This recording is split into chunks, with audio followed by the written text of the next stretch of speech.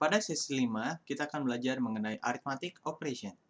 Dalam arithmetic operation, kita memiliki dua hal penting, yaitu operator, yang adalah simbol, seperti plus dan minus, dan seterusnya, yang memproses value dan menghasilkan value baru dari hal tersebut. Setelah itu, kita memiliki operan, di mana operan adalah data yang dimanipulasi seperti 3 ataupun 7 dan lain-lain, yang akan diolah oleh operator. Sebagai contoh, kita memiliki nilai C sebagai penampung hasil baru, di mana hasil baru tersebut adalah hasil dari pertambahan A plus B. Di sini kita bisa lihat bahwa A, B, C adalah operands, dan plus adalah operator. Dalam arithmetic operation, tanda sama dengan atau assignment operator sangat sering dipakai. Di sebelah kiri terdapat operan 1 dan di sebelah kanan terdapat operan 2. Operan 1 harus memiliki L value atau kita sebut sebagai variabel yang memiliki memori pada komputer. Dan di sebelah kanan merupakan operan 2 yang bisa berisi konstan, another variable, expression, atau function. Mari kita lihat contohnya pada slide berikut. Berikut adalah konstan 2, yaitu angka konstan 2, 3, dan seterusnya, atau another variable seperti Y, Z, dan lain-lain, atau merupakan sebuah expression, yaitu rumus matematika ya, 2 kali Y, atau bahkan 4 tambah X, dan lain-lain, dan juga bisa hasil dari sebuah function seperti sin Y. Selain itu, sangat penting diketahui bahwa jika kita memiliki variabel integer dan kita isi dengan 7/2, hasilnya adalah 3, bukan 3,5, karena integer hanya bisa menampung angka bulat, 3, 4, 7, dan seterusnya. Sedangkan jika kita ingin menampung angka koma, kita bisa menggunakan double atau float. Berikut adalah list lengkap dari arithmetic operator yang bisa kita pakai untuk menjalankan arithmetic operation, seperti plus, minus, kali, bagi, modulus, increment, decrement, dan scope. Untuk tiga hal ini, mungkin hal baru bagi kalian karena tidak biasa digunakan sehari-hari. Modulo yang digambarkan dengan simbol persen adalah simbol yang digunakan untuk mencari sisa bagi. Sebagai contoh, jika kita memiliki angka n di modulus 2, maka hasilnya adalah 0 atau 1. Di mana hal ini kita bisa gunakan untuk mencari bilangan ganjil atau genap. Sebagai contoh lain, jika kita memiliki angka 5 dan kita modulus dengan 3, maka sisa baginya adalah 2. Karena 2 tidak bisa dibagi lagi dengan 3.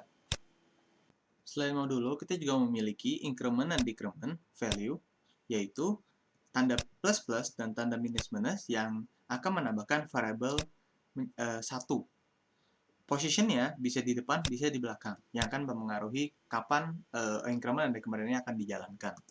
Sebagai contoh, n plus plus adalah post increment, sedangkan plus plus n adalah pre-increment.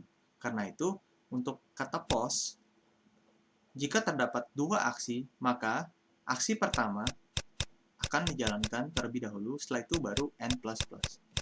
Atau kita sebut juga dengan n sama dengan n plus 1.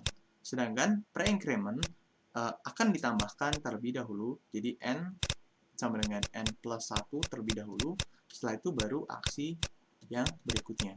Karena itu nilai post-increment akan ditambahkan di akhir atau di terakhir, sedangkan pre-increment akan ditambahkan di awal. Hal tersebut juga berlaku untuk decrement. Setelah mempelajari banyak sekali operator, kita juga harus belajar precedence dan associative. Setiap operator memiliki precedence dan associative.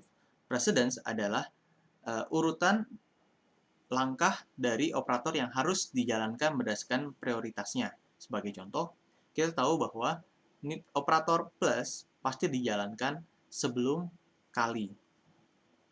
Dan asosiatif di sini adalah bagaimana operator tersebut dieksekusi berdasarkan lokasi dalam sebuah expression dari kiri atau dari kanan. Sebagai contoh, kita bisa lihat di slide berikutnya. Di sini terdapat nilai prioritas yaitu 1, 2, 3, 4, 5, di mana ini adalah yang paling tinggi. ini adalah yang paling tinggi, sedangkan yang 17 adalah yang paling rendah. Di kolom kedua terdapat banyak sekali operator yang bisa dilihat yang telah dipelajari. Lalu ini adalah bagaimana asosiatifnya harus dijalankan dari kiri ke kanan atau dari kanan ke kiri. Berikut adalah contoh coding arithmetic operation di Java. Pertama, kita ciptakan terlebih dahulu variabelnya yaitu X, Y, Z, dan A. Nilai Y di-initialize dengan angka 0. Lalu, jika kita mengisi nilai X dengan Y tambah 6, hasilnya adalah 6, karena 0 tambah 6 adalah 6. Dan jika kita mengisi nilai Y dengan X kurang 5, yaitu 6 kurang 5, maka hasilnya adalah 1. Kita buktikan dengan menjalankan aplikasi ini. Seperti kita lihat di bawah, dua yang pertama adalah 6 dan 1, yaitu hasil dari plus dan minus di operation ini. Untuk lainnya, coba kalian pelajari apakah benar sesuai dengan hasil sisa bagi, plus-plus, increment, decrement, dan lain-lain.